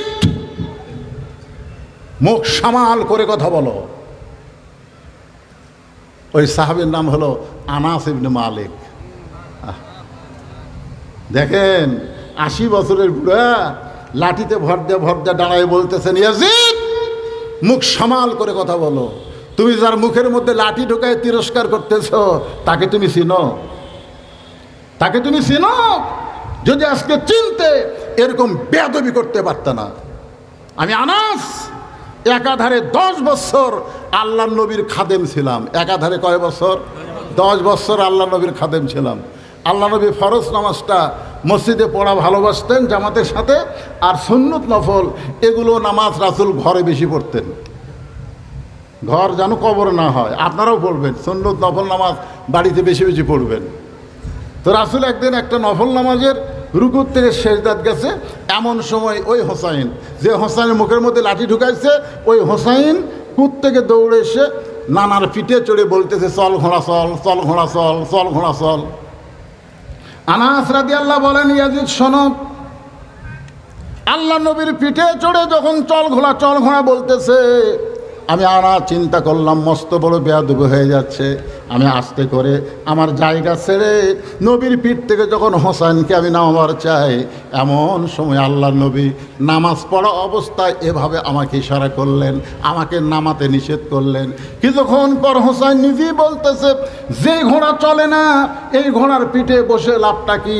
এই বলে হোসেন যখন পিঠ থেকে উঠে যায়, এমন সময় কিছুক্ষণ পরে নবী নামাজ থেকে মাথা উঠালেন, সেজদা থেকে মাথা উঠালেন, নামাজের সালাম ফেরালে আমি নবীর সামনে গিয়া দুই হাঁটু বরাবর হাঁটু লাগাই বললাম, ইয়া রাসূলুল্লাহ, আপনার নাতি কত বড় বেয়াদবি করলো, আপনাকে চল ঘোড়া বলল, আমি পিঠ থেকে নামাবার চাইলাম আর আপনি আমাকে নিষেধ করলেন। রাসূল বলে, আনাস রে, তুমি নামানোর আগে আমি হোসেনকে পিঠ থেকে নামাবার চাইছিলাম, কিন্তু নামাজের মালিক আল্লাহ ডাকতে বলে, হাবিব, আপনি যেমন হোসেনকে ভালোবাসেন আমি আল্লাহও তেমন ভালোবাসি। যতক্ষণ হোসেন আপনার পিঠে বসে থাকবে আপনি সেজদা থেকে মাথা তুলবেন না। আনাস রাদিয়াল্লাহু বললেন, রে ইয়াজিদ, যে হোসেন নবীরে ঘোড়া বানাইলে আল্লাহ খুশি হয়, সেই হোসেনের মুখের মধ্যে লাঠি ঢোকায় তুমি তিরস্কার করতেছ। আমি আনাস বলে দিলাম, এই হোসেন কিয়ামত পর্যন্ত জীবিত থাকবে, কিন্তু তুমি ইয়াজিদ ক্ষমতার মস্ততে বসে 2 দিনের ক্ষমতা পাইয়া কামরুল ইসলামকে তুমি কামরুজ্জামানকে ফাঁসি দিবা, 2 দিনের ক্ষমতা পাইয়া মতিউর রহমান নিজামীকে তুমি ফাঁসি দিবা, 2 দিনের ক্ষমতা পাইয়া তুমি কাদের মোল্লাকে ফাঁসি দিবা, তুমি সালাউদ্দিন কাদেরকে ফাঁসি দিবা। তুমি মনে করছো তুমি চিরস্থায়ী ক্ষমতায় থাকবা না, একদিন তুমি পচিয়া যাবা, তোমার নাম গন্ধ পর্যন্ত মানুষ নিবে না। আপনারা বলেন তো, 50 বছরের মধ্যে কোনো মেয়ে যদি জন্ম নেয়, ওই মেয়ের নাম কেউ কি হাসিনা রাখবে? কথা কেন হাসিনা রাখবে? একটু মনোযোগ দিয়ে শোনেন। মুসা বলতে আল্লাহ মৃত্যুকে পছন্দ করার 2 নম্বর কারণ হলো, আমার মৃত্যুটা কেবলমাত্র আল্লাহর জন্যে আমি ওয়াকফ করেছি। আল্লাহর কুদরতি মুখে হাসি ফুটে গেছে, সুবহানাল্লাহ বলেন। আল্লাহ হাসতেছে। এখন আপনারা বলেন, মুসা নবীকে আল্লাহ দেখতে পায় না? কথা হয়। আগে যে বাটন মোবাইল ছিল না, বাটন মোবাইল, আপনি ঢাকার এক বন্ধু মোবাইল করছেন, ওই বন্ধু ঢাকার থেকে কাঁদতেছে, আপনি বুঝতে পাবেন না। ওই বন্ধু ঢাকার থেকে হাসতেছে, আপনি বুঝতে পাবেন না। তো আল্লাহ হাসতেছে, মুসা নবী আল্লাহর হাসি শুনে বলে, আল্লাহ আপনি হাসেন কেন? আল্লাহ বলে, মুসা তুমি বড় চালাক রে, তুমি বড় চালাক। আমার জন্য যারা জীবন দিবে তারা কখনোই মরবেই না। জোরে কেন সুবহানাল্লাহ। মুসা মৃত্যুকে পছন্দ করার 3 নম্বর কারণ কি? এই কয় নম্বর কারণ? আমি এ পর্যন্ত কয়টা কইছি? 1 নম্বর কারণ হলো না মরলে জান্নাতে, 2 নম্বর কারণ হলো মরবো কার জন্যে, এখন 3 নম্বর একটা মজার কারণ। এই কারণ আপনারা শুনলে আপনাকে মরা লিয়ে কোনো টেনশনই থাকবে না। কে রে পাগলা, রুহের জগতে ছিলাম, আমাকে মনে আছে? কথা কন, রুহের জগতে ছিলাম, মনে আছে? আচ্ছা, মায়ের পেটত যে ছিলেন আপনার মনে আছে? তাহলে রুহের জগতের কথা মনে নাই, মায়ের পেটের কবরের কথা মনে নাই, তাহলে দুনিয়া থেকে যেই কবরে যাবেন, ওই কবরে গেলে আপনারা এমন একটা দুনিয়া পাবেন, রব্বানা আতিনা ফিদ দুনিয়া হাসানা ওয়া ফিল আখিরাতি হাসানা। সুবহানাল্লাহ। মুসা নবী মৃত্যুকে পছন্দ করার 3 নম্বর কারণ কারা কারা শুনবেন? একটু আল্লাহকে 2টা হাত দেখান। যারা দাঁড়িয়ে আছে তোমরা শুনবে না নাকি? লিল্লাহি আকবার, হাত নামান। ভাইজান, আমি কারণ বলবো, আমি কোনো জায়গায় আমার ওয়াজ শেষ না করে আমি যাই না, কারণ আগামীকাল পর্যন্ত বাঁচার কোনো গ্যারান্টি আমার নাই। আপনাদের বাপ মা যাদের মারা গেছে, এখানে যারা বসে আছেন, আপনাদের বাপ মা মারা গেছে, এরকম কয়জন লোক আছেন? একটু হাত তোলেন তো দেখি। কে রে? তো বাঁচারই লোক না, দেখি হাত নামান তো। আচ্ছা, বাপ মা বাঁচে আছে, এইরকম কয়জন আছেন? না, বাপ মা দুটাই বেঁচে আছে, আপনার যারা হাত তুলেছেন। আচ্ছা, হাত নামান। যাদের বাপ মা বেঁচে আছে, বুঝলেন, তারা বাপ মা এই নিয়ামত আরো বেশি দিন বেঁচে থাক। এই জন্যে এই নবীর মাদ্রাসায় একটা কোরআন শরীফ দেওয়া লাগবে।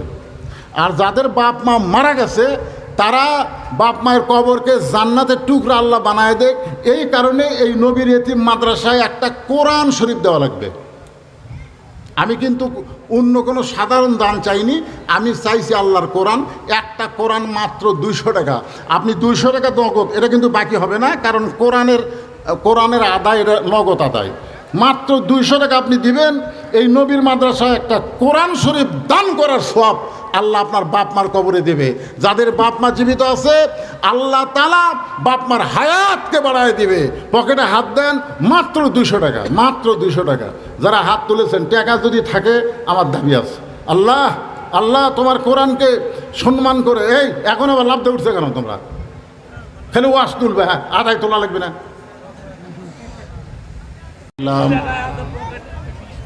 আচ্ছা, আপনি 20 টাকা দিয়েছেন, ওটা 200-র মধ্যে সামিল। আল্লাহ কবুল করুক, জোরে করে আমিন। একটা গান শোনেন, গান শোনেন। মুসানবিন 3 নম্বর কারণ শুনবার গেলে একটা গান শোনা লাগে। কত জনকে কত কি দিলাম, যাবার কালে একজন আরো দেখা না পাইলাম। আর একজন 200 টাকা দান করছে, আল্লাহ কবুল করে। মাশাআল্লাহ।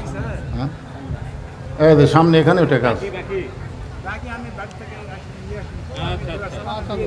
দিয়ে যাবে। আপনার নাম কি? কত দিবেন? 500 টাকা দিবেন ইনশাআল্লাহ।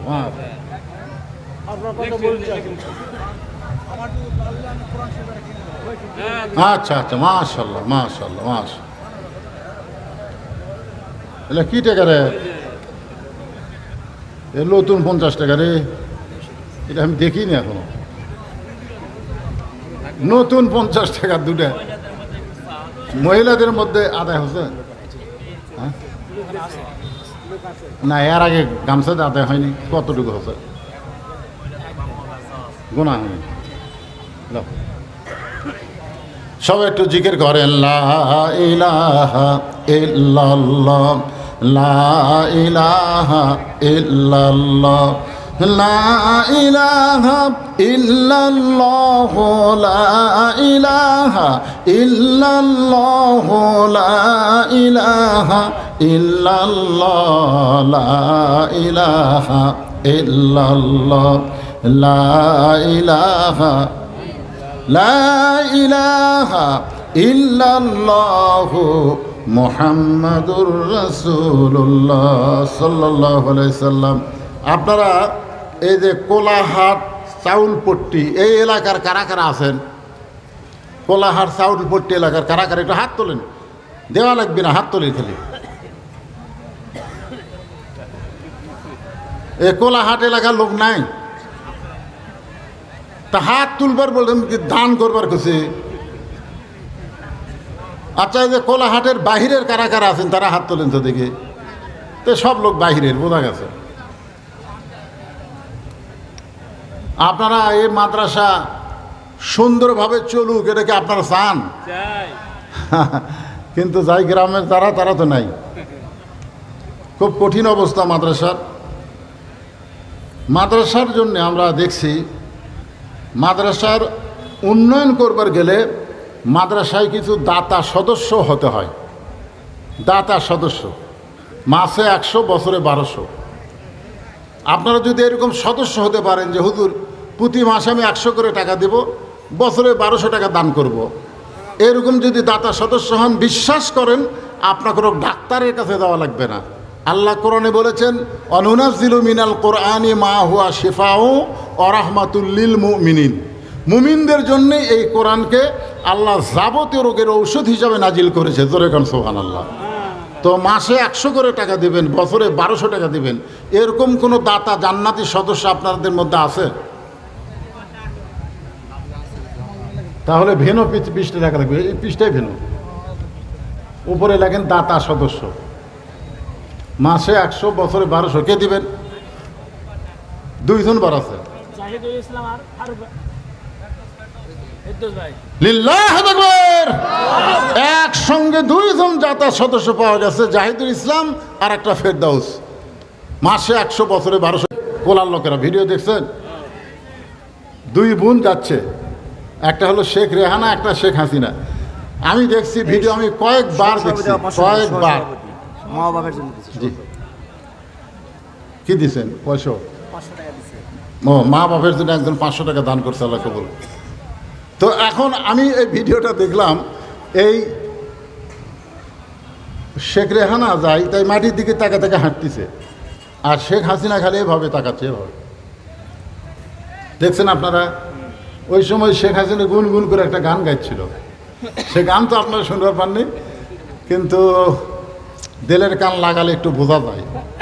কতজনকে কত কি দিলাম, যাবার কালে এক সামসারও দেখা না পাইলাম।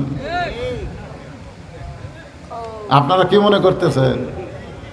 মুসা বলতেছে আল্লাহ মৃত্যুকে পছন্দ করার 3 নম্বর কারণ হলো বালতু সিরুনাল হায়াতাদ দুনিয়া ওয়াল আখিরাতু খায়রু ওয়া আবকা। মৃত্যুকে পছন্দ করার 3 নম্বর কারণ হলো দুনিয়া ক্ষণস্থায়ী আর আখিরাত হলো চিরস্থায়ী। আপনারা বলেন তো, আপনারা ক্ষণস্থায়ী ভালোবাসেন না চিরস্থায়ী ভালোবাসেন? কারণ দুনিয়ায় যত বিল্ডিং তৈরি করেন, যত বড়ই বাড়ি করেন, আপনি কিন্তু থাকতে পারবেন না, আপনাকে আখিরাতের জগতে যাইতে হবে। মুসা বলতেছে আল্লাহ এই ক্ষণস্থায়ী দুনিয়া থেকে চিরস্থায়ী আখিরাতে যাওয়ার জন্যে মৃত্যুকে আমার বড় ভালো লাগে। আল্লাহ আমাদের সকলের জন্য কবুল করুক, সকলে বলে আমিন। ভাইজান আমাকে তুলে দিছে দেরি করে, তাছাড়া 12টার পরে আমি ওয়াজ করি না, কারণ ওয়াজ শুনবো, আবার ফজরের নামাজ আমরা জামাতের সঙ্গে আদায় করবো। জোরে কোনো কথা ঠিক? ওয়াজ শুনলাম, নামাজ পড়লাম না, তাহলে লাভ হবে না। এই জন্য যাই হয়েছে আলহামদুলিল্লাহ, সবাই ইস্তেগফার পড়ি। আস্তাগফিরুল্লাহ রব্বি মিন কুল্লি জামবি ওয়া তুবু ইলাইহি লা হাওলা ওয়ালা কুওয়াতা ইল্লা বিল্লাহিল আলিয়্যিল আযীম। আপনি কিছু বলবেন সভাপতি সাহেব? বলবেন? আল্লাহুম্মা আমিন। আল্লাহুম্মা আনতাস সালাম ওয়া মিনকাস সালাম তাবারাকতা ইয়া যাল জালালি ওয়াল ইকরাম।